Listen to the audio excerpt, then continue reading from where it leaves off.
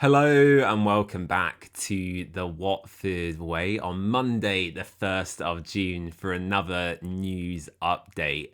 We'll start with the search for our next head coach, and I have to say, I thought by this point someone would be in place. I'm becoming increasingly concerned over the amount of time it's taken. Scott Duxbury, in the new podcast series the club launched, suggested a few weeks ago that it would be a 7 to 10 day process and that we were in advanced talks with two candidates. I think it was obvious to all of us that our first choice target was Neil Fredriksson at Lech Poznan. He, of course, recently decided to stay and sign a new contract.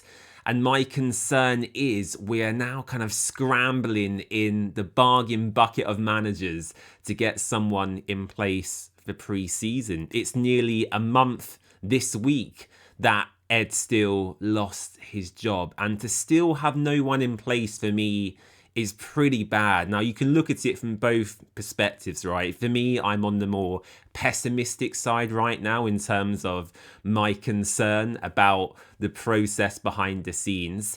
Other fans might say, James, actually, we will be talking to candidates and undergoing a lot more due diligence this time round. But I can't help thinking, given our track record, history and reputation in the wider footballing community, that Watford are actually struggling to get someone through the door. Now, there was a small report from an Italian journalist this afternoon, Nico Schreier, suggesting that Watford are interested in former Parma manager Fabio Pacicia, but that is a very minor link and no other outlets have yet ran with that story. So as far as I'm concerned, for the time being, no candidates in advanced talks with Watford, and I'm getting pretty worried now about actually plans in place for pre-season and also transfer recruitment as well. You would want someone through the door right now directing our strategy, suggesting players they're interested in, and as it stands right now, we haven't got that person. So I'm pretty worried. I hope a lot of you at home will also echo and share my thoughts, and we'll just have to keep our eyes peeled. But for me, the deadline to get a manager through the door has already passed, and I'd love someone to be in by Friday this week, really. Yeah, not good at all. Okay, enough about the head coach for the time being. Let's talk pre-season and some developments as to our schedule later in July. There has been 3 fixtures confirmed officially by Watford already. The first against Boreham Wood, the second against Barnet away from home, and the third is, of course, Hansa Rostock being hosted at Vicarage Road for their anniversary fixture. Over 6,000 German fans head into WD18 for that one, so expect quite a rowdy atmosphere, I would imagine.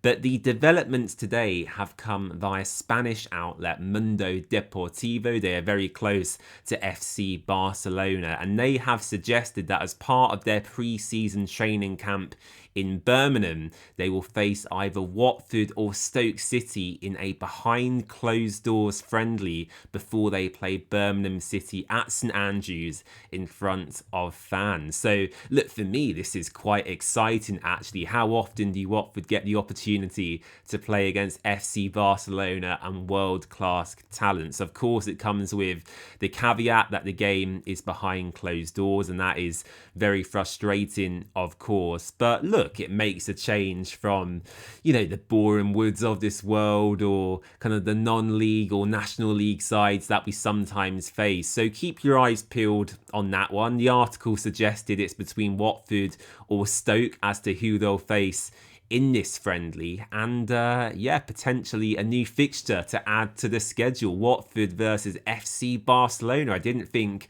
I would be talking about that today.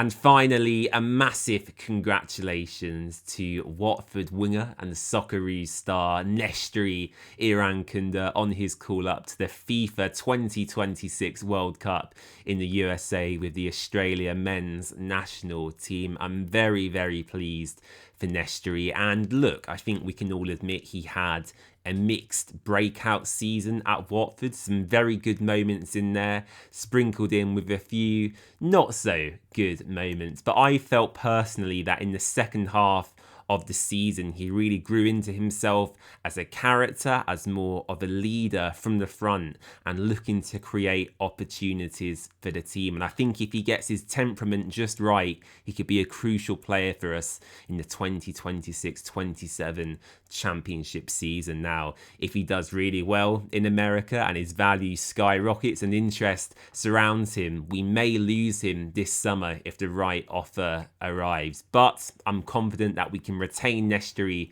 for the next couple of seasons at least, and hopefully build a team around him for the long term, because this lad has so much quality and so much potential, and he just has to nail the basics really for him to flourish even further. So really pleased for Nestory, and I really hope he has a fantastic tournament in the next few weeks. That's it for today's video. Thank you for watching as always. I'm sorry I couldn't bring you any further information on the search for our new head coach, but that's down to Gino Pozzo, Scott Duxbury and everyone else in high ranking positions at the football club. I really am praying that it's just a lot of due diligence going into this rather than incompetence as to why it has taken this long. I think for me, if someone isn't in place by the end of this working week, that's when I'll really start to get to panic stations. But we'll leave it there for today. Don't forget to subscribe, leave a like on the video